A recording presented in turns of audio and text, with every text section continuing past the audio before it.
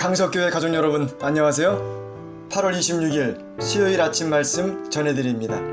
오늘은 온유한 사람은 어떻게 만들어지는가, 이런 제목의 말씀입니다. 본문의 말씀 마태복음 5장 5절입니다. 온유한 자는 복이 있나니 저희가 땅을 기업으로 받을 것이며. 여기서 온유를 나타내는 헬라어 원어는 프라위스라는 말인데요, 여러가지 경우에 쓰입니다. 고열로 고생하다가 열이 떨어져서 평안해진 상태를 나타내기도 하고요, 바람이 세게 불다가 잠잠해졌을 때도 프라위스라는 말을 씁니다. 하지만 이 프라위스라는 단어의 의미를 가장 잘 나타내는 상황은요, 야생마를 길들일 때입니다. 막 잡아온 야생마는 힘이 넘치지만 그 힘 때문에 매우 위험합니다. 오랫동안 훈련을 거듭하여 더 이상 사람에게 위협이 되지 않고 주인이 원하는 대로 제어할 수 있는 상태가 되면 프라이스라고 합니다. 이제는 주인 뜻대로 사용할 수 있게 된 것입니다. 그러므로 온유는 뭔가 연약하고 우유부단한 것이 아니라 실제로는 강한 힘과 능력을 통제하고 조절할 수 있는 상태를 나타내는 단어입니다. 절제되는 힘, 다스려진 힘이라고 할 수 있습니다. 세상은 힘을 폭발시킬 줄 아는 장비 같은 사람을 강하다고 하지만 예수님께서 인정하시는 진정한 장수는 절제되고 다스려진 힘을 가진 온유한 사람입니다. 그에게 땅을 기업으로 주시겠다고 약속하셨습니다. 온유하면 떠오르는 사람이 누구입니까? 모세입니다. 민수기서 12장 3절에는요, 이 사람 모세는 온유함이 지면의 모든 사람보다 승하더라, 이렇게 기록되어 있습니다. 그러나 모세가 처음부터 온유한 사람은 아니었습니다. 그는 자기의 동족을 괴롭히는 애굽 사람을 한 주먹에 죽일 만큼 성급하고 자기 힘을 절제하지 못하는 사람이었습니다. 그러나 미디안 광야에서 40년 동안 양을 치면서 모세는 하나님이 원하시는 온유한 성품으로 변해갔고, 마침내 하나님께서는 모세의 온유함이 지면의 모든 사람보다 낫다고 말씀하셨습니다. 여러분, 민수기서에서 모세의 온유함은 빛을 발합니다. 백성들이 그렇게 많은 싸움을 걸어왔지만 온유한 모세는 백성들과 맞서 싸우지 않았습니다. 백성들이 대들고 싸움을 걸어올 때마다 모세는 땅에 엎드렸습니다. 변명하지도 설명하지도 화를 내지도 않았습니다. 그러니 무슨 싸움이 되겠습니까?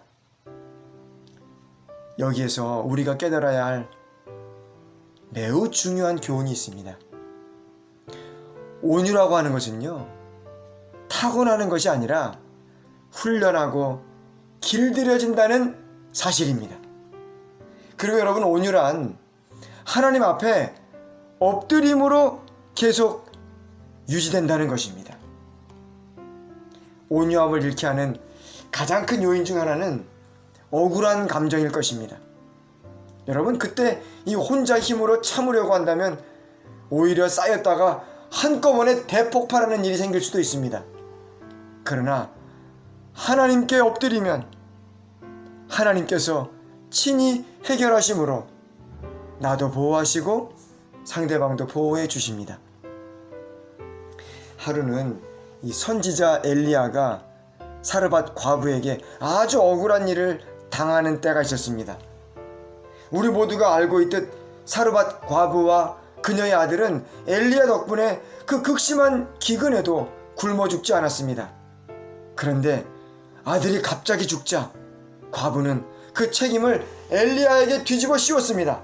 열왕기상 17장 18절에 보시면요, 여인이 엘리야에게 이르되 하나님의 사람이여, 당신이 나로 더불어 무슨 상관이 있기로 내 죄를 생각나게 하고 또 내 아들을 죽게 하려고 내게 오셨나이까?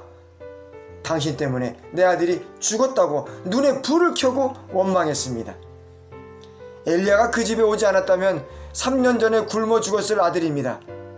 그런데 지금 엘리야가 자기 집에 왔기 때문에 아들이 죽었다고 막 대들고 있는 것입니다.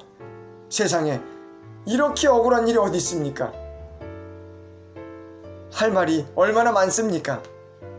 그런데 엘리야는 그 여인을 상대로 한마디도 하지 않습니다. 그 말도 안 되는 억지를 비난하지 않았습니다. 대신에 죽은 아이를 안고 다락으로 올라갔습니다. 하나님 앞에 엎드렸습니다. 부르짖으며 기도했습니다. 하나님께서 엘리야의 억울함을 해결해 주셨습니까? 예, 죽은 아들을 살리심으로 엘리야의 억울함을 풀어주셨습니다. 억울함을 풀어주신 정도가 아니라 죽은 사람을 살리는 예수님의 사역에 동참하는 특권을 주신 것입니다. 사랑하는 강석교회 가족 여러분, 모든 억울함을 하나님께 맡김으로 온유한 그리스도인이 되시길 간절히 소망합니다.